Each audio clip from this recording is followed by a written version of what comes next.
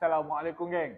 Hari ni nak rasa menu hot selling di Mak B Restaurant. Macam hari ni kita ada siakap masak sweet sour sizzling tofu. Paling hot selling kat sini. Tara. Nampak macam mentega. Sebalik mentega ni ada udang tuan-tuan. Tunggu apa lagi?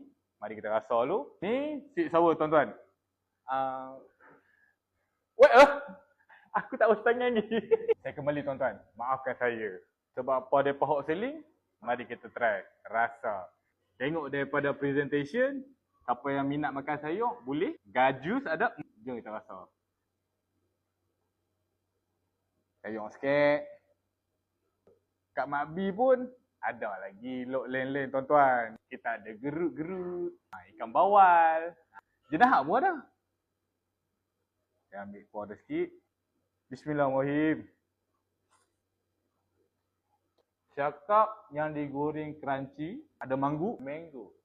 Maafkan saya. Sebabkan ikan ni asal-asal sweet dan sour. Pilihan kanak-kanak. Family. Nak buat gathering. Paling sesuai ni lah. Sweet sour. Sedap. Lepas tu saya tekak low. Sizzling tofu. Yang ni top selling kat sini tuan-tuan. Ni tofu tuan-tuan. Semua kuah pekat mereka ni ada telur, ada ikan masin. Mari saya rasa dulu. Untuk mereka yang tak suka makan pedas, tak pedas langsung. Memang untuk kanak-kanak dan orang yang tak suka makan pedas. Kalau yang mana single-single, hak ni nasi bersama sizzling tahu. Cukup. Mengenyangkan. Kalau siapa tengah diet, mari sini, atau benda ni saja boleh. Udang mentega.